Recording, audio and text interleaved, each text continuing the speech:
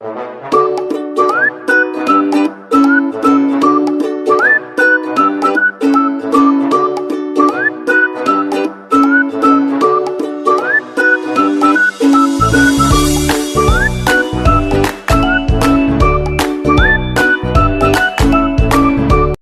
Hello guys, welcome back to my channel. और इस video में मैं आपको बताऊंगी यूनिट 3 के बारे में, इंग्लिश की यूनिट 3 के बारे में। अगर आपने मेरी लास्ट वीडियोस नहीं देखी हो तो प्लीज़ ज़रूर जाके देखें। उन्हें मैंने सिलेबस बताया हुआ है इंग्लिश का कि क्या क्या आ रहा है, और यूनिट 1 और यूनिट 2 भी एक्सप्लेन की हुई हैं। और इस वीडियो में मैं आपको यूनिट 3 पढ़ाऊँगी, जो पोइटिक डिवाइसेस के बारे में है कि कौन कौन से पोइटिक डिवाइस होते हैं, क्या क्या उनका काम होता है। ठीक है, और अगर आपको वीडियो अच्छी लगे तो प्लीज़ लाइक ज़रूर करें, चैनल को सब्सक्राइब कर दें और मेरी वीडियो को अपने फ्रेंड्स के साथ शेयर कर दें। ठीक है, और मैं पूरी कोशिश कर रही हूँ कि आपके लिए इजी वर्ड्स का यूज़ कर सकूँ ताकि आपको कोई डिफ़िकल्टी फेस ना करनी पड़े। ठीक है, तो चलिए आइए शुरू करते हैं। Unit 3, political devices. Different political devices are follow. First structure, second tone, third theme, fourth है rhythm, fifth rhyme and scheme, rhyme scheme. Next है kind of matter, stressed of an unstressed syllables, figure of speech, irony. ठीक है, तो ये हमारी जो है poetic devices हैं जिनके अगर आपको कोई डिफ़िकल्टी फेस करनी पड़ रही है तो आप प्लीज़ मेरे को बताइए। मैं पूरी कोशिश कर रही हूँ कि आपको कोई डिफ़िकल्टी फेस ना करनी पड़े, इसलिए मैंने आप सबके लिए ये जो पोएटिक डिवाइस है इनकी शॉर्ट में मीनिंग भी लिख दिए हैं ताकि आपको ईजी फील हो और आपके दिमाग में जल्दी से जल्दी वर्ड्स जो हैं वो अपनी जगह बना सकें। समझ रहे हो ना मेरी बात? ठीक है, तो स्ट्रक्चर है, स्ट्रक्चर को बोलते हैं हम शॉर्ट में part of something are put together और ऑर्गेनाइज्ड। इसका मतलब है कि किसी चीज़ का पार्ट, किसी चीज़ के पार्ट्स को हम एक साथ रख दें और फिर नई चीज़ ऑर्गेनाइज हो, उसको कहते हैं हम स्ट्रक्चर। ठीक है, सेकेंड है टोन, समबडीज वॉइस। टोन का मतलब किसी की आवाज़, किसी की जुबान। ठीक है, नेक्स्ट है theme, subject to talk. Theme किसे कहते हैं? जैसे पार्टीज में भी थीम होती है कि ब्लैक एंड वाइट कपड़े की थीम है, ये वो। ठीक है, तो ऐसी हमारी स्टेंजाज में, स्टोरीज में भी थीम होती है। और यहाँ पे थीम जो है वो क्या होती है? सब्जेक्ट की टॉक, कि किस बारे में सब्जेक्ट, मतलब किस बारे में हम स्टेंजा या पोएम में बात करेंगे। ओके, नेक्स्ट है rhythm, regular repeated pattern of sound. Rhythm का मतलब होता है कि एक रेगुलर पैटर्न होता है साउंड को रिपीट करने का। ठीक है, जैसे राइम होती है ना, वैसे ही रिदम होता है। ठीक है, नेक्स्ट है rhyme scheme, ordered pattern rhyme at end of the line of a poem. इसका मतलब है राइम स्कीम, मैंने आपको लास्ट वीडियो में बताई थी क्या होता है कि 2 लाइन है, 2 लाइन के जो एंड के वर्ड्स हैं जैसे कि काइंड, फाइंड, तो दोनों एक जैसे मिल रहे हैं ना, कुछ कुछ साउंड एक जैसी आ रही है ना, काइंड, फाइंड। ठीक है, तो ये हो गया राइम, इसे बोलते हैं राइम। ठीक है, next kind of matter, parameter, मतलब कि किसी चीज़ को मापते हैं या फिर किसी चीज़ की वैल्यू पता करते हैं ना, तो उसे कहते हैं पैरामीटर। ठीक है, स्ट्रेस एंड अनस्ट्रेस्ड सिलेब्स, इसे हिंदी में बोलते हैं मात्रा। ठीक है, जैसे हिंदी में मात्रा होती है ना, ये बड़ी छोटी, तो ऐसे ही इंग्लिश में भी होती है। ठीक है, नेक्स्ट है figure of speech, imaginative way to make a special effect. Figure of speech कहाँ यूज़ करते हैं, क्यों यूज़ करते हैं? किसी भी टॉपिक को, किसी भी स्टेंजा को ज़्यादा स्पेशल इफेक्ट देने के लिए, इफेक्टिव बनाने के लिए। ठीक है, उसके बाद है irony, unexpected part of situation. Situation का ऐसा पार्ट जो हमने कभी एक्सपेक्ट ही नहीं किया हुआ हो। ठीक है, तो ये मैंने आपको सब शॉर्ट में बता दिए कि किसे क्या कहते हैं। ठीक है, अब इससे ना आपको आइडिया लग गया होगा इन सब के बारे में कि इसका मतलब क्या होता है, इसका मतलब क्या होता है ना गाइस? तो आपको ज़्यादा टफ नहीं पड़ेगा। तो आइए चलते हैं स्ट्रक्चर पे। सो फर्स्ट है हमारा structure. Structure provide the framework for the events and detail of the story to unfold. Structure क्या होता है कि स्ट्रक्चर जो है वो हमें प्रोवाइड करता है एक फ्रेमवर्क किसी भी इवेंट का, मतलब किसी भी कोई इवेंट हो रहा है तो स्ट्रक्चर जो है हमें उसका फ्रेमवर्क प्रोवाइड करेगा। ठीक है, फ्रेमवर्क तो समझते ही होंगे, फ्रेमवर्क हमें प्रोवाइड करेगा और जो हमारी स्टोरी है उसकी पूरी डिटेल निकाल के देगा। ठीक है, जिससे कि हम उस स्टोरी को ओपन कर सकें या फिर हम उसे अनफोल्ड कर सकें। ठीक है। It is the organization of a stories various elements including plot, characters and theme. जो स्ट्रक्चर होता है वो एक हमें स्टोरी की ऑर्गेनाइजेशन प्रोवाइड करता है। मतलब कि जैसे कोई स्टोरी है, ठीक है, उसके जो एलिमेंट्स होंगे या उसके जो प्लॉट होंगे या उसके जो कैरेक्टर होंगे ना, उनके बारे में हमें पूरी डिटेल देता है, ठीक है, उन्हें एकदम स्ट्रॉन्ग करता है। स्ट्रक्चर जो है किसी भी चीज़ का वो स्ट्रॉन्ग होना चाहिए गाइज, ठीक है, जब भी कोई चीज़ टिक पाती है। तो ये एक ऑर्गेनाइजेशन होती है स्ट्रक्चर, मतलब ऑर्गेनाइजेशन मतलब जो ऑर्गेनाइज करती है, ठीक है, हमारे वेरियस एलिमेंट्स को, थीम, कैरेक्टर्स वगैरह को, ठीक है। आइए नेक्स्ट पे चल। स्ट्रक्चर के एलिमेंट्स क्या क्या होते हैं? तो स्ट्रक्चर के एलिमेंट होते हैं रिदम, मीटर, राइम स्कीम और फॉर्म, ठीक है।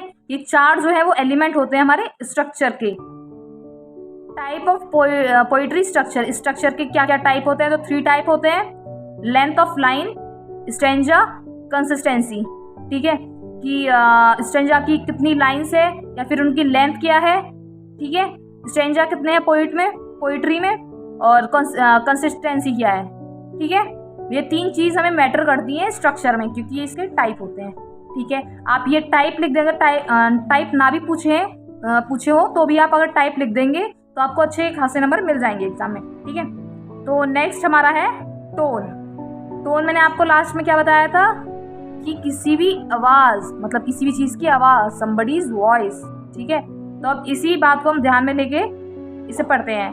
Tone usually defined as a literary device through which the author convey their feelings or opinions about the subject matter they are written about। इसका मतलब है कि जो पोएट होता है या जो राइटर होता है वो अपनी टोन के थ्रू अपने व्यूज़ को, अपनी फीलिंग्स को, अपने ओपिनियंस को कन्वे करता है अपनी स्टोरी में या अपनी पोइट्री में, ठीक है। सेकेंड है another will choose words very careful, author will choose words very carefully to set the tone। Author जो है वो बहुत ज़्यादा केयरफुल होके अपने टोन जो है वो चूज़ करता है जो उसे स्टोरी में डाले होते हैं, क्योंकि गाइज स्टोरी में टोन सबसे ज़्यादा इम्पोर्टेंट रोल प्ले करती है। आप समझ रहे हैं ना? जैसे कि मेरी भी एक टोन है, इसमें आपको ये पढ़ा रही हूँ तो इसमें भी मैंने आपको कोई टोन डाली, मैंने इसमें इजी वर्ड्स डाले हैं ताकि आप जल्दी से जल्दी समझ सकें। तो ऐसी ऑथर जो होता है वो भी बहुत केयरफुली अपने वर्ड्स को मतलब कन्वे करता है, ठीक है। नेक्स्ट है this build the relationship with the reader and help to understand the author's purpose. जो टोन होती है, मैंने क्या कहा, टोन बहुत इंपॉर्टेंट रोल प्ले करती है किसी भी पोइट्री में, किसी भी स्टोरी में, ठीक है, या किसी भी स्पीच में, ठीक है। तो ये टोन जो है वो एक रिलेशनशिप बनाती है किसके बीच में? ऑथर और रीडर के बीच में, मतलब कि ऑथर और ऑडियंस के बीच में रिलेशनशिप बनाती है ताकि जो हमारे रीडर्स हैं, जो हमारे ऑडियंस हैं, वो हमारे ऑथर के पर्पस को समझ सकें, ठीक है। अगर नहीं समझेंगे ऑथर का पर्पस तो फिर उस स्टोरी को, उस पोइट को पढ़ने का फ़ायदा ही क्या रहा है ना? तो इसीलिए ताकि पोइट के जो पर्पस है उनको समझ सकें लोग, इसीलिए अच्छी टोन का यूज़ करा जाता है। इसीलिए ऑथर जो है वो अपने वर्ड्स जो है वो चूज़ करके डालता है पोइट में, ठीक है। आई होप आपको ये सब समझ आ रहा होगा गाइज। ये बहुत ईजी लैंग्वेज में मैं आपको बता रही हूँ। अगर आपको वीडियो अच्छी लग रही हो तो प्लीज़ लाइक कर दें, कमेंट करें और चैनल को सब्सक्राइब कर दें, अपने फ्रेंड्स के साथ शेयर भी कर दें, ठीक है। नेक्स्ट है tone words used in poem, मतलब कि कौन कौन से टोन वर्ड्स जो हैं वो यूज़ करे जाते हैं पोएम में। तो अग्रेसिव मतलब एकदम जैसे हावी हो जाना किसी चीज़ पर, गुस्से में, ठीक है। एप्रिशिएटिव, कभी तारीफ भी करते हैं, किसी चीज़ की प्रशंसा भी करते हैं पोएट अपनी चीज़ में, किसी प्लेस की प्रशंसा करते हैं, किसी एक पर्टिकुलर पीपल के बारे में बोलते हैं, ठीक है, किसी पर्टिकुलर इवेंट के बारे में बात करते हैं, वो उसे अप्रिशिएट करते हैं, ठीक है। और नेक्स्ट है क्रिटिकल, किसी चीज़ को क्रिटिसाइज करना, ठीक है। नेक्स्ट है डिफेंसिव मतलब अपना बचाव करना। कभी कभी होता है ना कि पोएट जो है वो ऐसी कुछ पोइट्री डाल देते हैं जिसमें हम डिफेंसिव, जो पोएट है वो डिफेंसिव भी बन जाते हैं, ठीक है। नेक्स्ट है सैड मतलब दुखी, कि पोएट बहुत ज़्यादा उदास हो जाते हैं, बहुत ज़्यादा डाउन फील करते हैं, ठीक है। तो ये सारी जो है वो टोन्स हैं जो कि पोएट्री में यूज़ की जाती हैं ज़्यादातर पोएम जो राइटर्स हैं उनके द्वारा। सो नेक्स्ट है हमारा टॉपिक थीम। ठीक है, थीम मैंने आपको क्या बताया था अभी, किसी भी चीज़ की सब्जेक्ट जो हमें बताता है कि क्या सब्जेक्ट है स्टोरी का, किस बारे में हम बात करेंगे, सब्जेक्ट टू टॉक। ठीक है, तो आइए स्टार्ट करते हैं। Theme, main subject that is being discussed और described in a piece of writing, story, movie etcetera. इसका मतलब है कि थीम क्या है। थीम एक मेन सब्जेक्ट होता है जो कि डिस्कस किया जाता है या डिस्क्राइब किया जाता है हमारी लिखी हुई स्टोरी में या हमारी लिखी हुई मूवी में या हमारी लिखी हुई पोयम में। ठीक है, सम थीम्स आर एज फॉलो, कुछ थीम्स नीचे दी गई हुई हैं, जैसे कि लव, रिलीजियस, नेचुरल, डेथ। जो हमने जैसे भी पोइट या स्टोरी पढ़ते हैं उसमें लव के बारे में बातें दी गई होती हैं। ठीक है, रिलीजियस मैटर भी दिए गए हुए होते हैं, नेचुरल चीज़ें भी दर्शाई गई होती हैं, है ना। डेथ के बारे में भी बताया जाता है, ब्यूटी, ड्रीम, सेलिब्रेशन किसी चीज़ का, डिसअपॉइंटमेंट किसी चीज़ का शोक या किसी चीज़ का दुख मनाना, ट्रैवल करना, हैप्पी, वेलनेस। ठीक है, ये सारी जो है वो थीम होती हैं। जैसे पार्टीज में बहुत सारी थीम रखते हैं, black and pink, black and white, black. ठीक है, अब तो ज़्यादातर ब्लैक एंड वाइट चल रहा है, खैर वो सब आप छोड़िए। तो ये हमारी पोइट्री की, मूवीज़ की या स्टोरीज़ की थीम है जो कि पोएट और राइटर्स यूज़ करते हैं अपनी पोएम्स और स्टोरीज वगैरह में। ठीक है, नेक्स्ट है rhythm. Rhythm in the poetry can be rhythm in poetry can be thought of as the beat or the flow of a poem। Rhythm क्या है? रिदम को पोइट्री में किसी भी चीज़ की बीट या फिर फ्लो ऑफ पोएम भी माना जाता है। फ्लो ऑफ पोएम मतलब जिस फ्लो में पोएम चल रही होती है या फिर जिस वे में पोएम चल रही होती है वो। ठीक है, so rhythm in the poetry can be thought of as the beat और the flow of a poem. ठीक है, rhythm can be use to convey different meaning. Rhythm को यूज करते हैं डिफरेंट मीनिंग्स को कन्वे करने के लिए। जैसे कि वन वर्ड सब्स्टिट्यूशन होता है ना, कि एक वर्ड के बहुत सारे मीनिंग होते हैं। ठीक है, तो सेम रिदम जो है उसे यूज किया जाता है अपने मीनिंग्स को, अपने व्यूज को कन्वे करने के लिए। ठीक है, नेक्स्ट है when a poet rights a poem he often tries to organize the rhythm into the some sort of the regular pattern। इसका मतलब होता है कि जो पोएट होता है वो कोशिश करता है कि वो अपनी पोएम में या अपनी स्टोरी में या अपनी पोइट्री में वो एक जो रेगुलर पैटर्न होता है पोएम का, उसी को ऑर्गेनाइज कर सके या उसी को कंटिन्यू कर सके।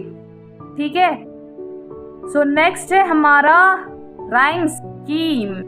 सो राइम स्कीम क्या होती है? Pattern of sound that repeat at the end of a line और स्टेंजा। राइम स्कीम कहती है या उसका मतलब होता है कि जैसे कि कोई स्टेंजा ले लीजिए, अरे चल जा, कोई स्टेंजा ले लीजिए या कोई लाइन ले लीजिए, उनका जो एंड होता है, स्टेंजा का एंड या फिर किसी लाइन का एंड, जो राइम इंक्लूड होती है उनमें, मतलब कि जिनके जो वर्ड्स हैं वो सेम मैच करते हैं। जैसे कि काइंड, फाइंड, ठीक है, माइंड, ठीक है, काइंड, फाइंड, माइंड, ये तीनों एक जगह लिख जाए तो क्या बन जाएगी? राइम बन जाएगी। ठीक है, लाइंस के एंड में हो या फिर स्टेंजा के एंड में, तो क्या बन जाएगा? हमारा राइम। ठीक है, नेक्स्ट है rhyme scheme can be changed lines by lines, stanza by stanza, और can be continue throughout a poem. इसका मतलब है कि जो राइम है वो चेंज भी हो सकती है stanza by stanza, line by line. मतलब कि ये स्टेंजा है कोई, इसकी यहाँ पे राइम हो गई कुछ और, नेक्स्ट स्टेंजा आएगा उसकी राइम हो गई कुछ और। तो जो राइम है वो चेंज हो सकती है स्टेंजा बाय स्टेंजा या लाइन बाय लाइन, या जैसे हम कंटिन्यू करना चाहते हैं वैसे भी हम कंटिन्यू कर सकते हैं। ठीक है, ये तो सबसे इजी डिवाइस है, मेरे को ये सबसे अच्छा लगता है और इसकी पहचान भी 1 सेकंड में हो जाती है गाइज। ठीक है, आप चलते हैं नेक्स्ट पे। नेक्स्ट है मीटर। अगर आपको ये याद ना हो रहा हो ना तो एलविश यादव के फैन कौन कौन है? मित्र। ठीक है, तो आप मित्र से याद कर सकते हैं मीटर। ठीक है, लॉजिक थोड़ा एवं ही है लेकिन हाँ याद करने के लिए काफ़ी है, तो ऐसी ट्रिक्स जो है वो रट लेनी चाहिए कुछ। ठीक है, so metre that defines the rhythm of some poetry. जो कि मतलब मीटर क्या होता है, जो डिफाइन करता है कुछ रिदम्स को पोइट्री में, उसे क्या देते हैं, मीटर। मीटर का ही मैंने लास्ट में क्या मतलब बताया था, बताओ। पैरामीटर। पैरामीटर क्या काम करता है, किस चीज को मापता है, नापता है, क्या चीज कितनी है। ऐसे ही जो मीटर है इसमें पोएटिक डिवाइस में, वो रिदम को डिफाइन करता है पोइट्री में, किसी पोइट्री में, सम पोइट्री, ठीक है। नेक्स्ट है meter is the rhythm of the language in the poem, it describe by number of feet in the poem. इसका मतलब है कि जो मीटर होता है वो लैंग्वेज होता है रिदम का पोएम में, और वो डिस्क्राइब होता है नंबर्स के द्वारा फिट में। फिट जैसे कि 1 फीट हो गया, 2 फुट हो गया, ऐसे ही, ठीक है। इसका मतलब ये हो गया कि जैसे कि ये है क्वार्टरिंग, ठीक है, इस लाइन का होता है, ये हो गया एक जैसी लाइन, ठीक है। यहाँ पे एक बड़ी सी लाइन दे दी गई जो कि इन सब से 1 फीट लंबी होती है, ऐसे। फिर नेक्स्ट क्वार्टरिंग इस टाइप से, ठीक है, समझ आ रहा है ना। ये मैंने आपको बता भी चुकी हूँ मैं लास्ट वीडियोस में, अगर आपने ना देखी हो तो प्लीज आप जाके एक बार देख ले, ठीक है। A foot is a part of a poetic line. Foot जो है वो पोएटिक लाइन का पार्ट होते हैं, जैसे कि ये रहा, ये पार्ट ही तो है पोइट्री का। ये यहाँ क्वार्टरिन, ये लंबी सी एक लाइन जो कि 1 फुट लंबी होती है, क्या हो गया, ये पोइट्री का पार्ट, ओके। सो नेक्स्ट है figure of speech. Figure of speech, oh my God, एकदम ग्रामर में भी पढ़ते हैं, लेकिन ये ग्रामर से थोड़ा सा डिफरेंट है, बस थोड़ा सा, ज्यादा नहीं, बस थोड़ा सा, ओके। सो आइए पढ़ते हैं। Figure of speech, it is used in language to produce a greater effect on the reader और लिसनर। फिगर ऑफ स्पीच कहाँ यूज होता है और क्यों यूज होता है, बताते हैं। फिगर ऑफ स्पीच का यूज होता है उस लैंग्वेज में, या यूज होता है लैंग्वेज में जो कि ज्यादा इफेक्टिव बन सके, ठीक है, या जो रीडर है या जो लिसनर है, जो हमारी ऑडियंस है, उस पर ज्यादा इफेक्ट डाल सके, इसीलिए हम फिगर ऑफ स्पीच का यूज करते हैं, ठीक है। सबसे सरल भाषा में मैं आपको समझाने की कोशिश कर रही हूँ गाइस, अगर मेरे से कोई गलती हो जाए तो प्लीज उसके लिए मेरे को माफ कर दे, ठीक है। नेक्स्ट है when it is used then the ordinary ideas become extraordinary. Wow nice. जब फिगर ऑफ स्पीच का यूज हो जाता है, जो ऑर्डिनरी आइडियाज होते हैं वो भी एक्स्ट्रा ऑर्डिनरी बन जाते हैं। समझ रहे हो आप कहाँ जा रही है बात, ठीक है यार, मैं मजाक कर रही हूँ, ओके। सो जो फिगर ऑफ स्पीच होता है वो ऑर्डिनरी आइडियाज को भी एक्स्ट्रा ऑर्डिनरी बना देता है जब वो किसी पोइट्री में या किसी स्टोरी में जाता है तो, ठीक है। At the end it is the device who increase the beauty of language. देखिए कितना सुंदर पॉइंट है जहाँ ब्यूटी का भी यूज हो रहा है, मतलब कि ये जो डिवाइस है, ये जो पोएटिक डिवाइस है फिगर ऑफ स्पीच, ये हमारी लैंग्वेज की सुंदरता को और भी ज्यादा बढ़ा देता है आकर के, ठीक है। तो next and last irony, okay, चलिए ये पढ़ते हैं। It is the literary device, ये लिटरेरी डिवाइस है in which the situation is different. It means there is a contrast between expectations और reality. ओहो, जो आयरनी है वो एक लिटरेरी डिवाइस है जिसमें कि एक ऐसी सिचुएशन बनती है जहाँ पे जो रियलिटी और जो एक्सपेक्टेशंस होती है, एक्सपेक्टेशंस मतलब जो हमारी उम्मीदें होती हैं, ठीक है, और जो हमारी सच्चाई होती है, उसके बीच में कॉन्ट्रास्ट वाली सिचुएशन बन जाती है, उसे हम कहते हैं आयरनी, ठीक है। नेक्स्ट है the term irony entered in English language in 16th century and comes from French word ironia. ये जो आयरनी वर्ड है ये इंग्लिश में कब एंटर की थी ये वाली टर्म, 16th सेंचुरी में, ठीक है। फ्रेंच के किस वर्ड से, आयरनिया से, ओके। आई होप कि आपको मेरा पढ़ाया हुआ समझ आ रहा है, एंड अगर आपको मेरी वीडियोस थोड़ी सी भी हेल्पफुल लग रही हैं तो गाइस प्लीज़ मेरी वीडियो को लाइक करें, जिससे मेरे को भी थोड़ा मोटिवेशन मिले, और मेरे चैनल को सब्सक्राइब कर दें और अपने फ्रेंड्स के साथ शेयर कर दें ताकि वो भी थोड़ा पढ़ लें और उनके नंबर भी थोड़े अच्छे बहुत आ जाएं, ठीक है।